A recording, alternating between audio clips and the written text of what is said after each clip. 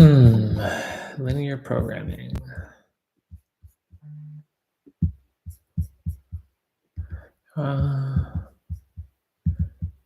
Maximum profit, lowest cost,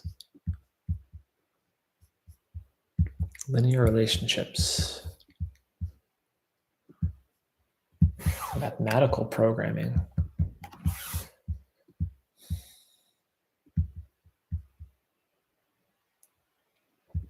Linear objective function. Okay.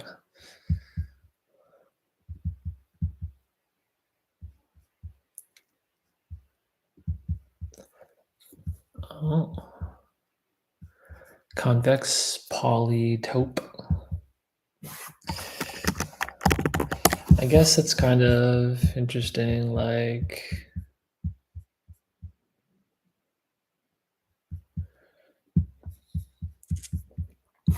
I guess if you have, yeah, it's kind of like I don't know if it's like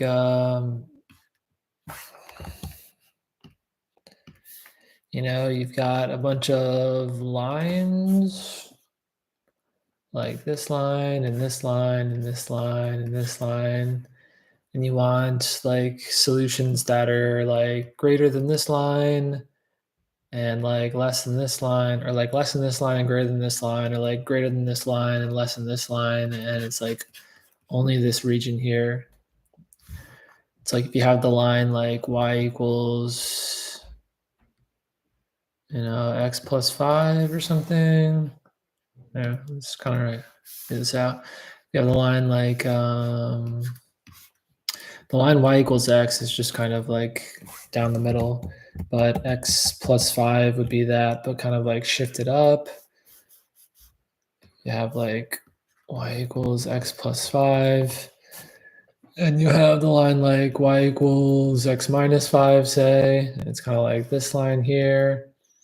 And y equals negative x. So you have like 5, and then you go like negative 5, and you have negative 5, you have positive 5. So let's do minus x minus 5. I guess it'd be kind of like this kind of line right here. And then if you had like y is equal to negative x plus 5, then you kind of have like this line here. And if you wanted all the what does it mean like y is greater than or equal to x?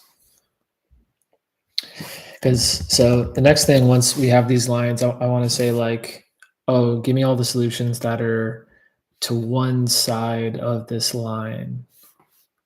So I kind of want to do that right now. So we have, let's say y is equal to x. What if we said y, give me y is greater than or equal to x? So what does this say? This says, this kind of like defines like a set of points, and it's like the set of points such that x is equal to y. And so we have like 0, 0. We have like 1, 1. We have like 2, 2, and so on. Actually, I kind of want to draw that almost like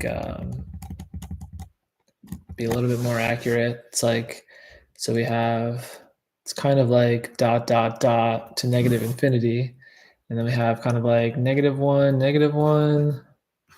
We have like 0, 0. And we have 1, 1. And then it just kind of keeps going forever. That's like all the points that are on this line. But then if we say like, give me all the points such that y is greater than or equal to x. So I guess we would have the point like 0, 0, 0, 0, but we would have the point like 0, 1 and 0, 2 and 0, 3, for instance. So we would kind of get like all of these lines here.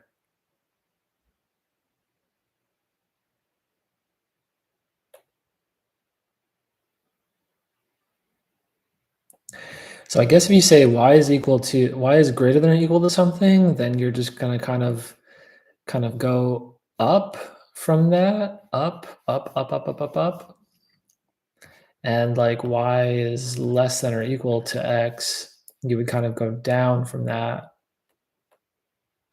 All the points that are, so for every point, it would be kind of like all the points that are kind of like just down from that.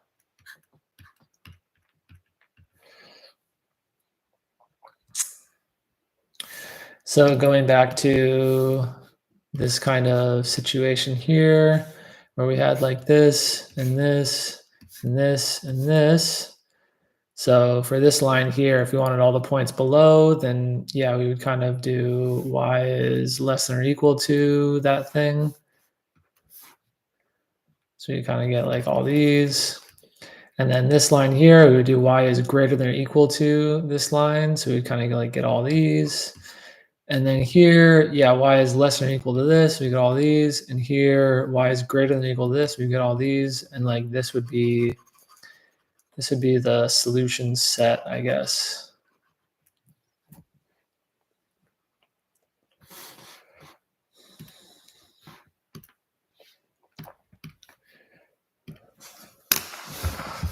It's kind of linear objective function.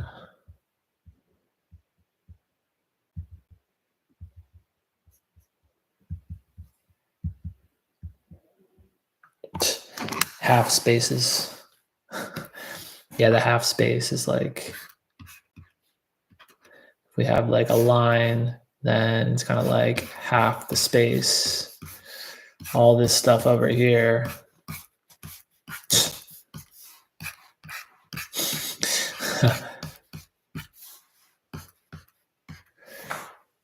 But none of the stuff down here.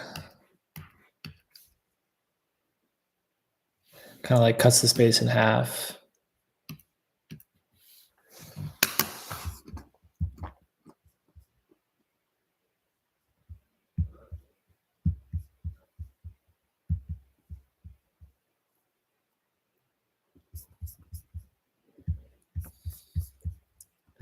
Linear programming algorithm finds the point in the polytope where this function has the largest or smallest value. Standard form, find a vector that maximizes subject to, I don't know. Yeah, Fourier. Jean-Baptiste Fourier.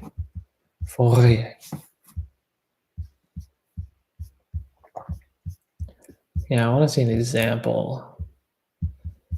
Yeah, I could read this, but let's ask ChatGPT.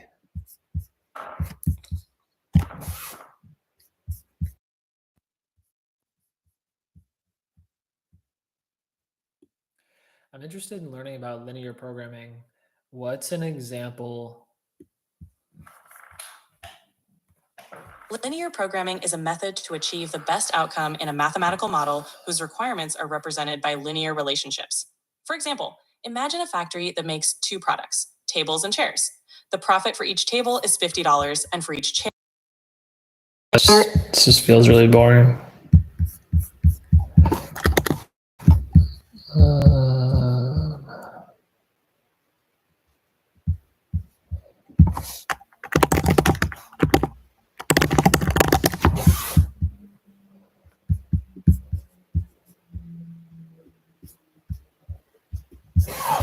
Enough number file has a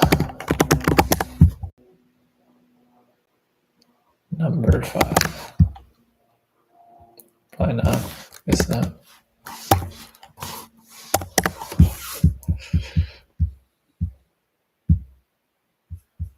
Would you like to win a Nobel Prize in economics? Or be able to formulate Is a 3 blue, 1 brown wannabe. And beat hard problems in an efficient way? Or perhaps transcend the mortal plane and achieve eternal life? Well, in this video, I'll cover the first two, the third being left as an exercise for the reader, since they both utilize the powerful technique of linear programming. It's like AI generated video of 3 blue, 1 brown. To see what it's all about, let's start with a simple problem. With the planting season steadily approaching, your farmer friend presents you with the following task.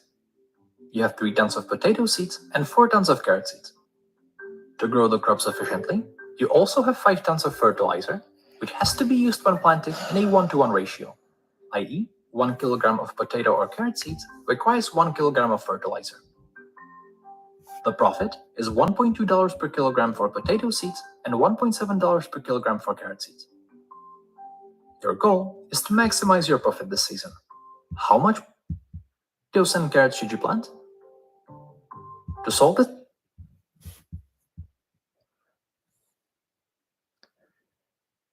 I was kind of looking at this. I would just think you could use a greedy algorithm to do this. You basically just plant as many carrot seeds as you can plant, and then whatever's left over you would use for potatoes.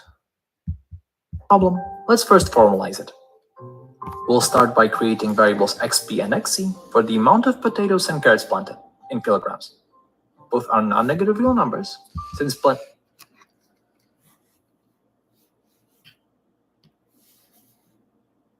XP, how many you plant. You're kind of like just defining the constraint.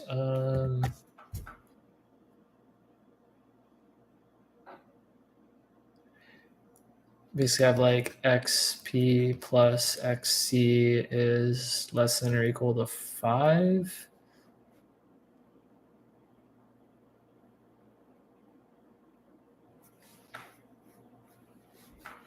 And you have the total profit is equal to 1.2 times XP plus 1.7 times XC. So would you say you want to kind of like find the max T of 1.2 XP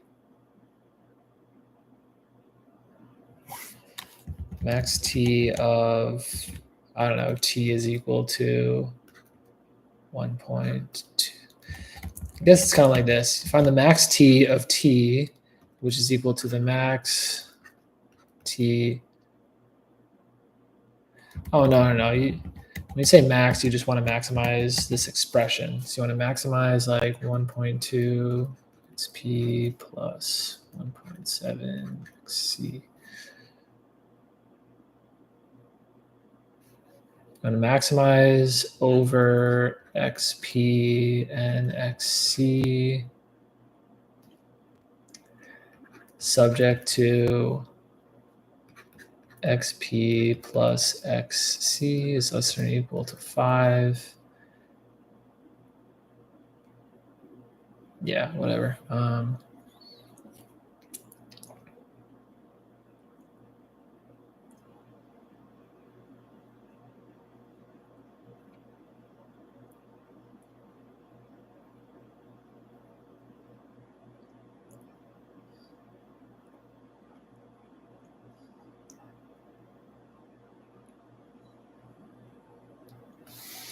don't know, I feel like you do one more thing here, but I don't really know what you do next.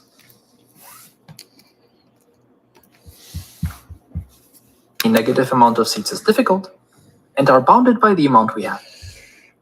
Additionally, their sum is bounded by the amount of fertilizer we have, since it has to be used in a 1-to-1 ratio for both potatoes and carrots.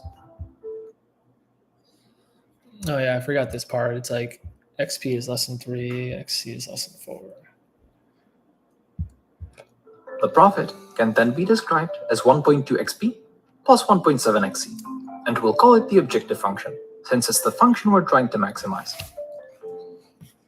Now that the problem is formalized, it might be helpful to visualize it.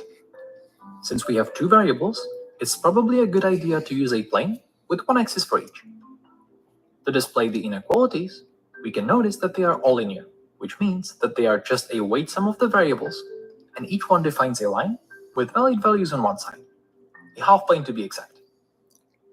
To satisfy all of the inequalities, we're interested in the intersection of these half planes, which is the following region. This is pretty useful, since we now know that any solution to our problem will be contained here. But our main task is to maximize the objective function. Pause here and see if you can figure out what it means geometrically in terms of this visualization.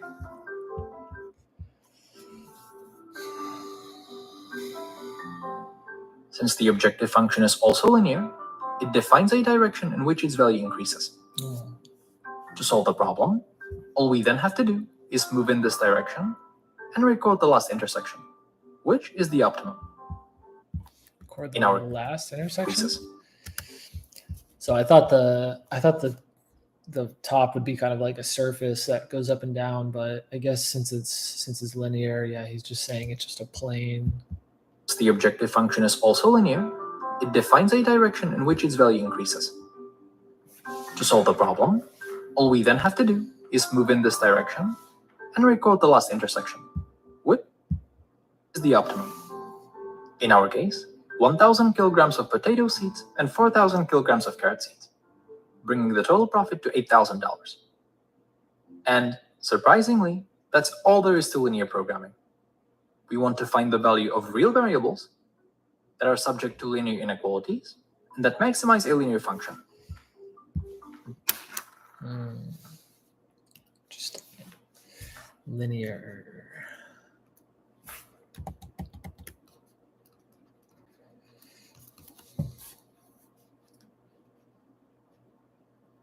Subject to,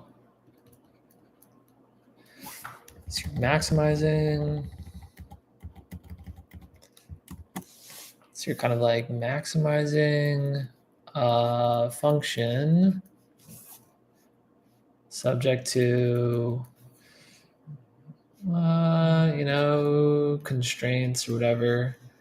So, but with linear programming, like this function you're maximizing is linear, and these constraints are also linear.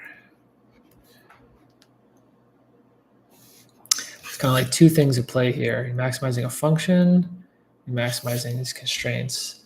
The constraints were the thing that kind of bounded your plane. And then the function was this kind of, surface or whatever that's up here, has like a slope. This is a pretty simple example, but a linear program can be much more complex. It can contain any number of inequalities, which complicate the shape of our region, and also any number of variables, which bring us from 2D for 2 variables to 3D for 3, and beyond. So while the general concept stays the same, our simpler geometric solution won't do for larger programs.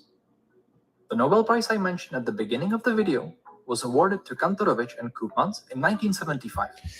It's cool that the the linear function itself, it's not just a plane. It's this kind of thing where it's not smooth though. It's like, it's sharp. This whole thing is sharp.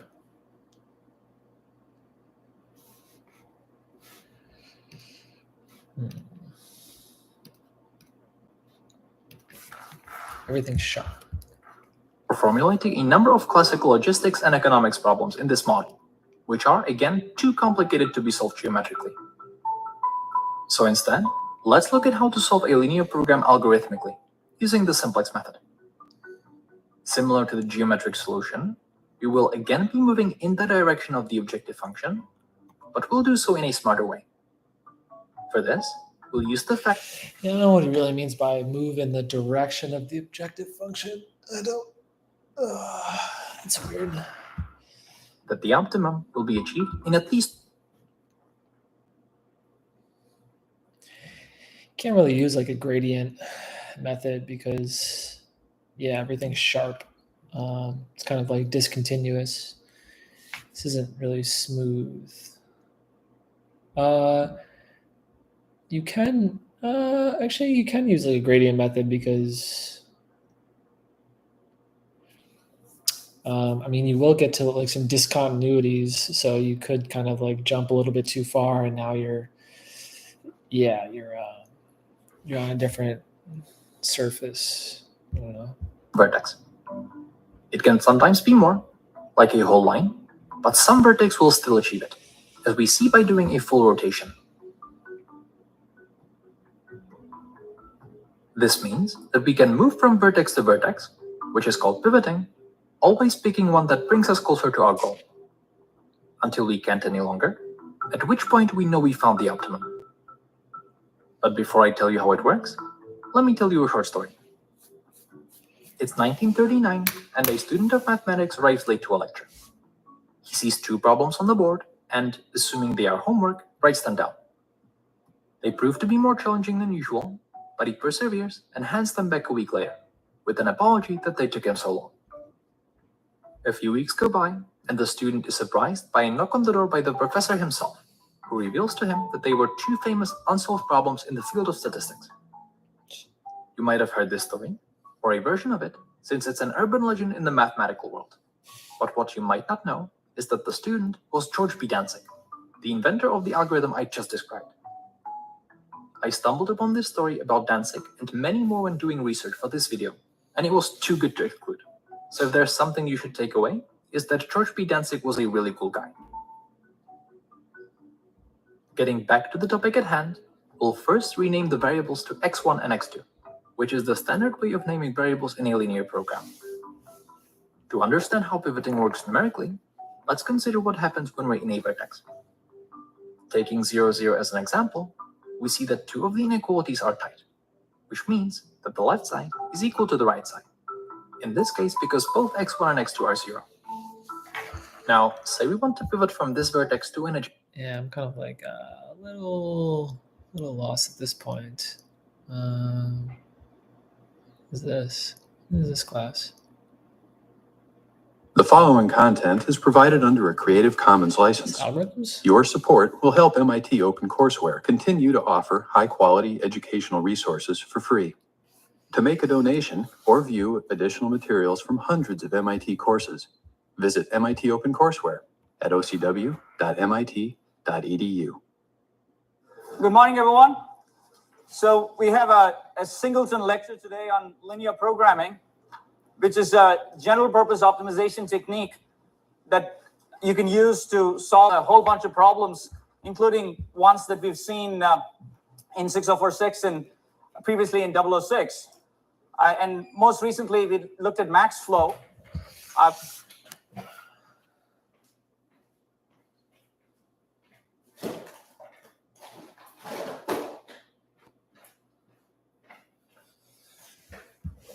Have had to go through all of that pain we went through to derive a MaxFlow algorithm if you had a linear programming package handy and all you wanted to do was find the optimum solution. You could have just run the linear program with an appropriate input, of course, that is derived from the flow network, and you get your optimum solution. And we'll spend a couple of minutes on It's kind of sound like constraint satisfaction problems a little bit.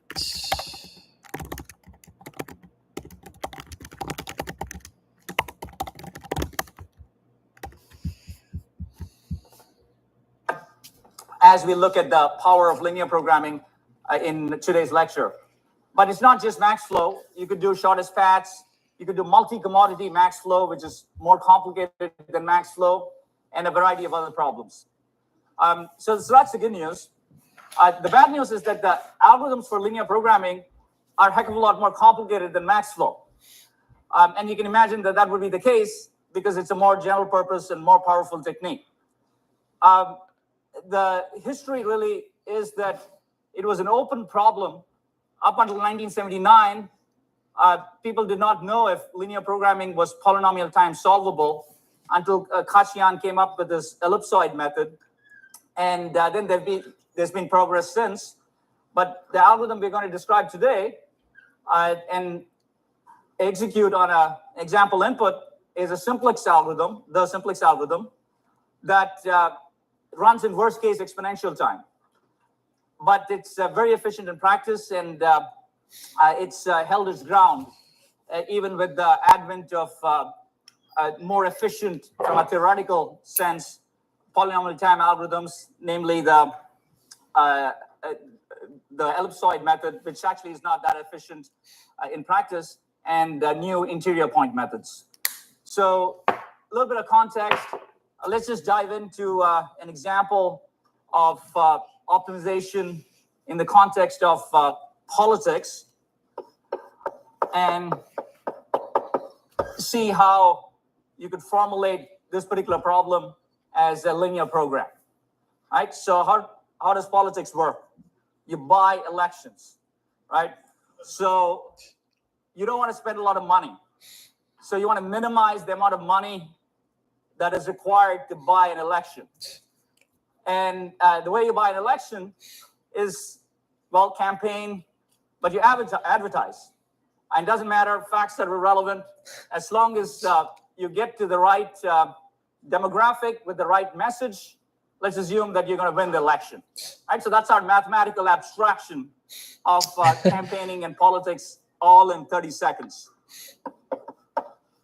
So how to campaign to win an election. And as I said, we're going to advertise, but you do have a little bit of work to do here. That's why you need your campaign manager. And this manager is going to estimate. Dang, this is 9 years ago. Votes obtained per dollar spent. Okay. But that dollar is spent advertising in support of a particular case or a particular issue. And contradictions are allowed. As long as you're sending different messages to different demographics, you're all good, right? You're assuming that people don't watch more than one channel, all right? So you're a Fox News guy, you're an MSNBC guy. You don't do both, okay? So now we get this estimate, and it turns into a table. And so you have your policy, and you got your demographic.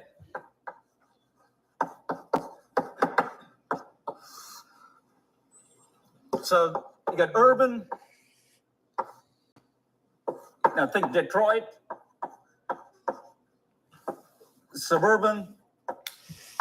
I guess you can think Lexington, where I live. And rural.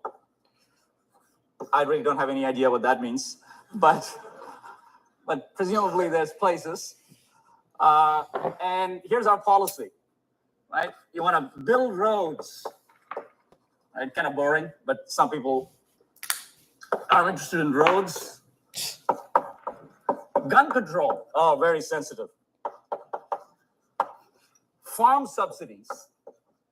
You know who's interested in that. And gasoline tax. Kind of more, hits your pocket, so more or less everybody's interested in that. Okay? So you tell the urban guys you want to build roads, and they don't like you. Right? So you get a -2 there. So this can go, you advertise and it hurts you. You lose votes. Okay? Tell the suburban people, well, typically it's a situation where you have these nice cars and you don't like potholes. So you like roads if you live in suburbia. Rural people have 4x4s. They don't particularly care. They don't care as much. Okay? Gun control. Well, you can imagine the urban people like that.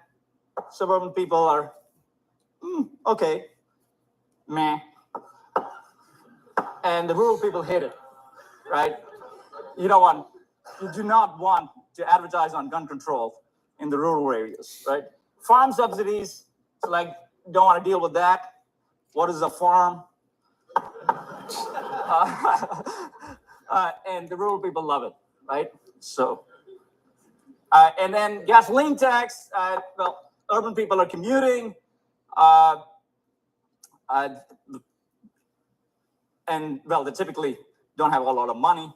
So there you go. And those are the numbers. I'm not going to justify every number here. Okay. But you can put whatever numbers you want. I mean, so let's move on. Right? This is just a table. You could have positive numbers, you could have negative numbers. And you still want to win this election, regardless of how crazy the demographics are, how crazy your electorate is. Just curious if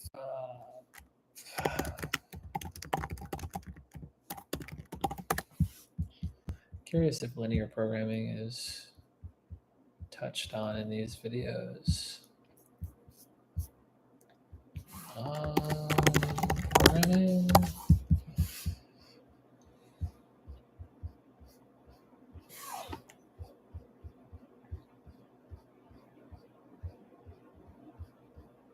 Probably not.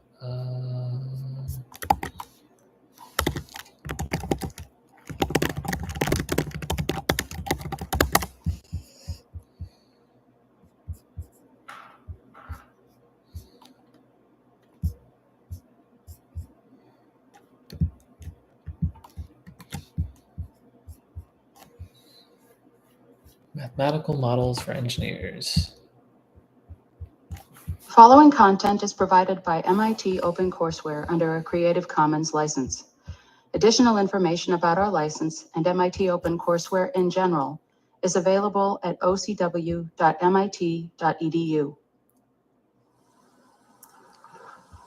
Okay. Okay. The following content is provided under a Creative Commons license. Matrix methods. Your support will help MIT OpenCourseWare continue to offer high-quality educational resources for free. To make a donation or to view additional materials from hundreds of MIT courses, visit MIT OpenCourseWare at ocw.mit.edu.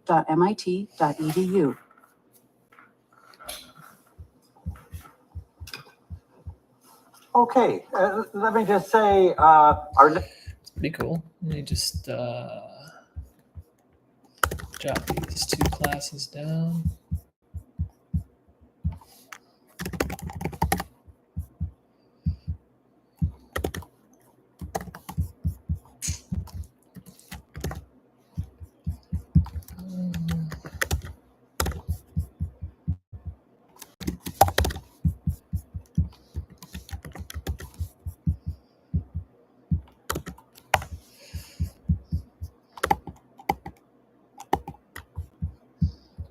right, you want to win the election. So as long as you have a great campaign manager who can get you this table, it's all mathematical here on out.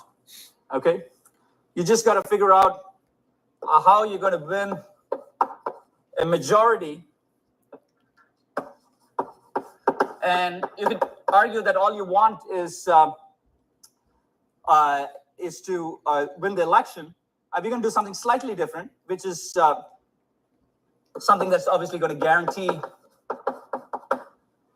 victory, but you want to win a majority in every demographic, right? Because the tables may be off by a little bit. You want to be careful. So the last thing, of course, in order to estimate how much money you need is the population here. So that's votes obtained per dollar spent, right? So you're getting, it's $10 a vote, it's $5 a vote, etc. And so we need to translate that to votes, because that's the dollars, and you got your population here corresponding to each of these areas. And that's what you got here. Majority, we'll assume you win in the case of ties, just to keep these numbers easy. So that's just divided by 2. Okay, so that's what you got so far. And you want to win by spending the minimum amount of money.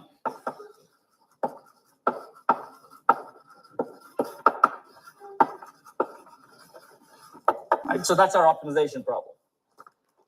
So we can take this and we can convert it to a set of linear equations. And that's going to create our linear program, our first linear program. And this is our algebraic setup.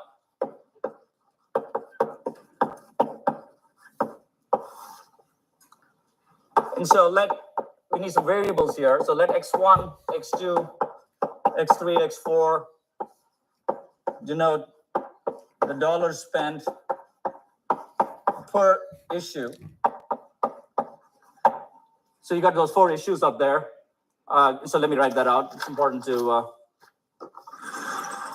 make sure you know what I'm talking about with respect to a particular issue. So those are our 4 issues, and those are our 4 variables. So this linear program has 4 variables. You're trying to discover the values of these variables to optimize, minimize your cost function. The second thing the linear program has, and pretty much the only other thing the linear program has, are constraints. And these constraints are also linear, okay? It gets much more complicated if you have quadratic constraints, and we won't go there. These constraints that I'm going to write correspond to this statement here that says you want a majority in each demographic. So you can imagine that because you have 3 demographics, you're going to have 3 constraints, okay? You could have written this differently. There's just any number of variants here, and you'll get the sense of that as we go to other examples, but we'll just stick to one variant here. So now translate everything that I've written in English over there into algebra. Dollar spent. I guess so. If you kind of like spend those dollars, you kind of want to minimize x1 plus x2 subject to, yeah, I don't know. I guess we'll see. And so I got my minimization criterion, minimize x1 plus x.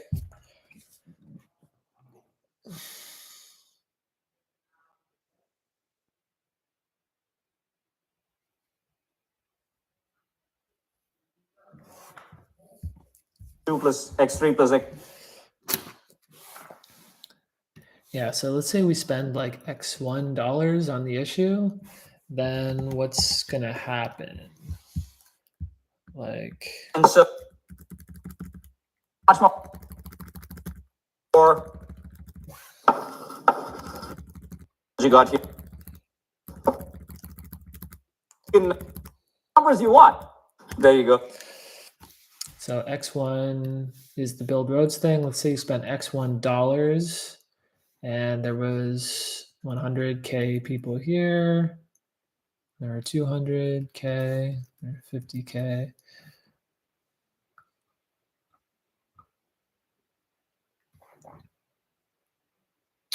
Minus 2. Let me define like the number of people that are going to vote for us. 100K. Kind of start with that. And yeah, I don't quite know how we translate this into voters. Get the sense of that as we. My minimization criterion, minimize x1 plus x2 plus x3 plus x4, subject to minus 2x1 plus 8x2 plus 0x3 plus 10x4 greater than or equal to 50,000. And this represents the requirement that I want a majority in the first demographic, namely the urban demographic. And so I want at least 50,000 votes there. And I need to spend the money corresponding to the values of x1 through x4 in such a way that I get those 50,000 votes. And that represents that. And it's just reading off the minus 2, 8, 0, and 10 from the urban call. So those numbers that you see here correspond to the column, right? Because I'm talking about the urban demographic. And you can imagine that the next constraint is going to correspond to the middle column and the third to the third. Right, so just write that out. I will call this. I don't quite understand the units here, like -2 x1. So if this was, so basically, if let's just say you spend $1. Okay, you spend $1 on each. Let's say you spend $100 on each. Then that means you get -200 voters here plus 800 voters plus 0 plus 1,000 voters.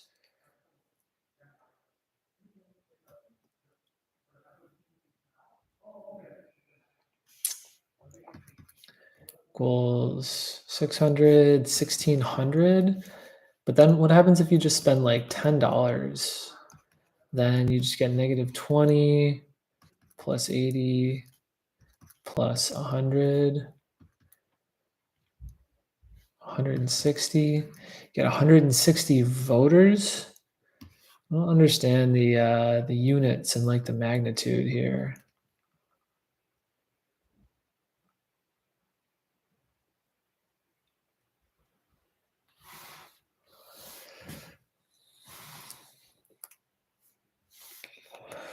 You spend 10x more, you lose 10x the number of voters here, you gain 10x the number of voters here.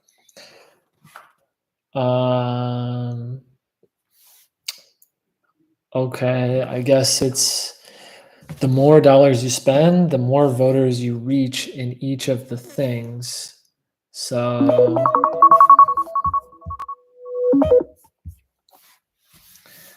you basically, if you spend like $10, then you're going to lose. Okay, we'll spend $1. You're gonna. It's just, I'm conflating this with like the number of people you reach versus the number of people you lose. I want this to be like every dollar you spend, you reach one more person. And depending on that, you either win or lose that person. That makes more sense to me.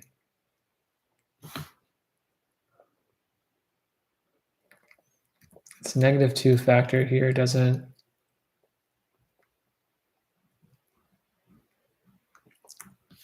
quite make sense.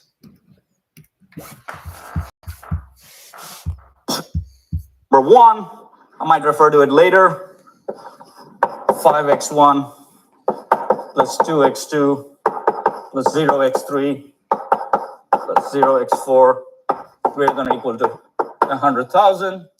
Call this number 2. And then finally, 3x1 minus 5x2 plus 10x3.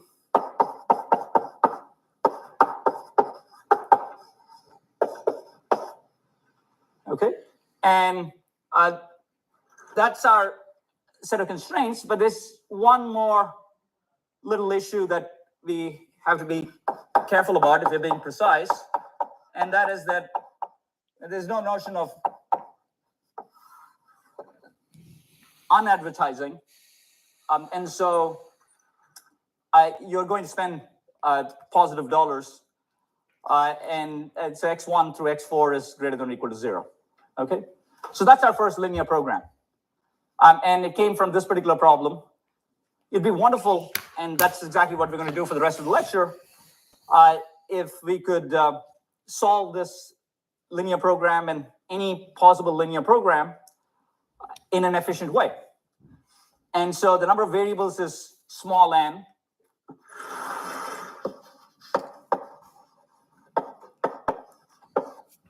And you can imagine that the number of constraints here, just talking about these constraints, are m constraints. And you certainly want a runtime that is polynomial in n. Okay, that's our goal here.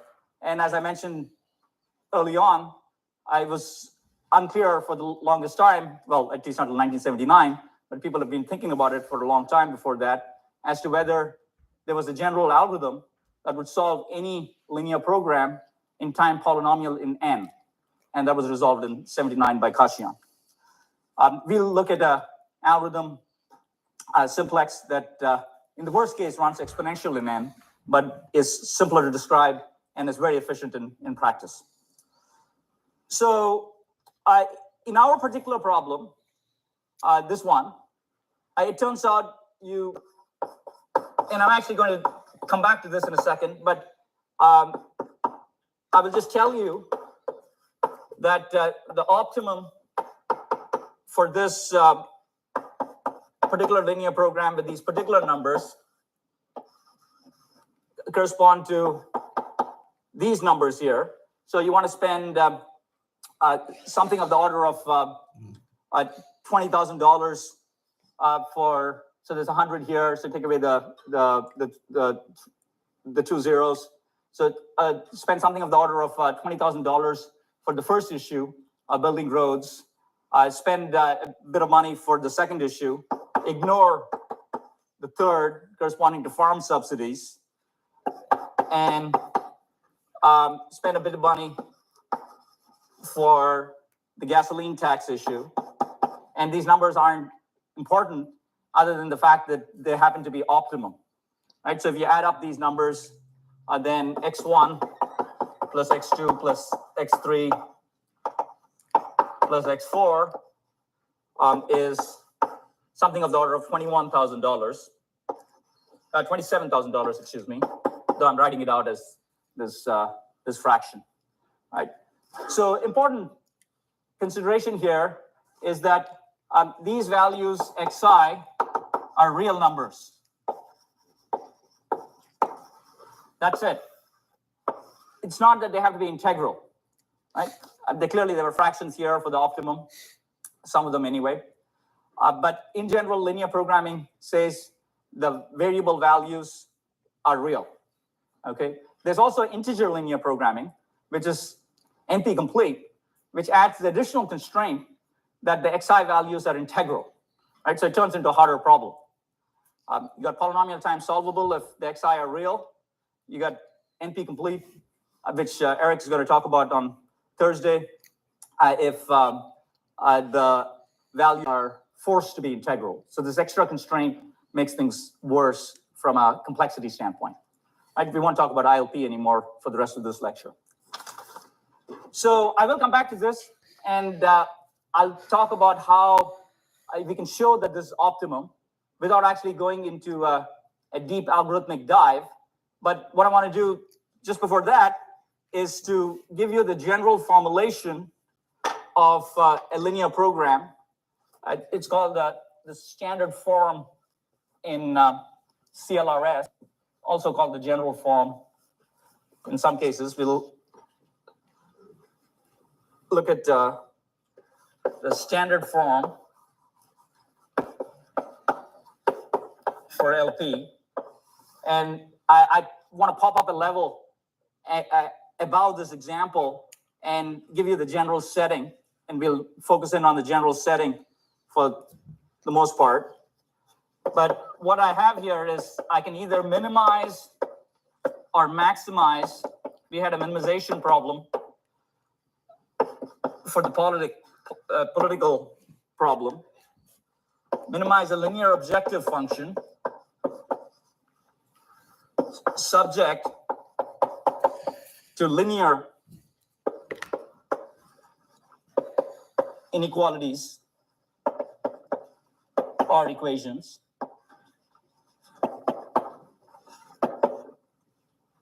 And the variables, think of x as a vector, it's a column vector, or x1, x2, all the way to xn.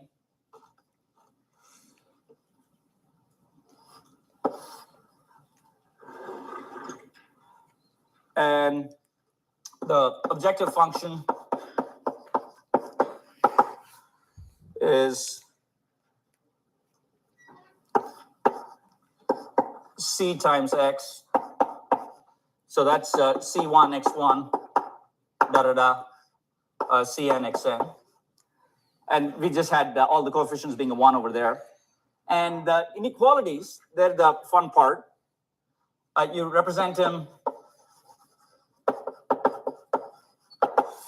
You can represent them as a matrix A. So A times X less than or equal to B.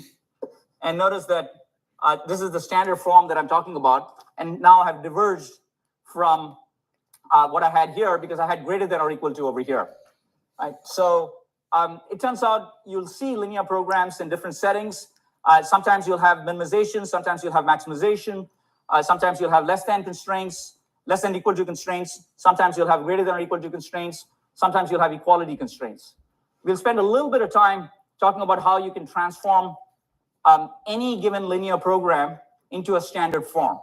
Right? So our standard form is going to be something that maximizes the objective function.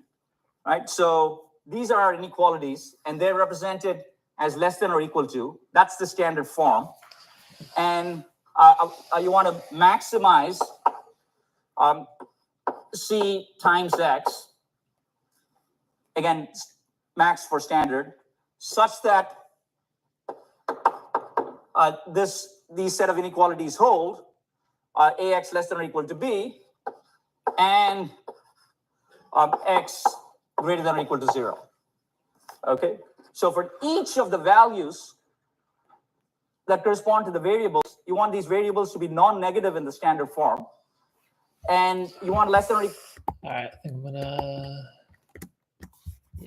I'm gonna stop this.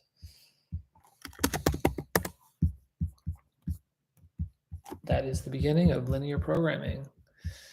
We'll see you guys later. Peace.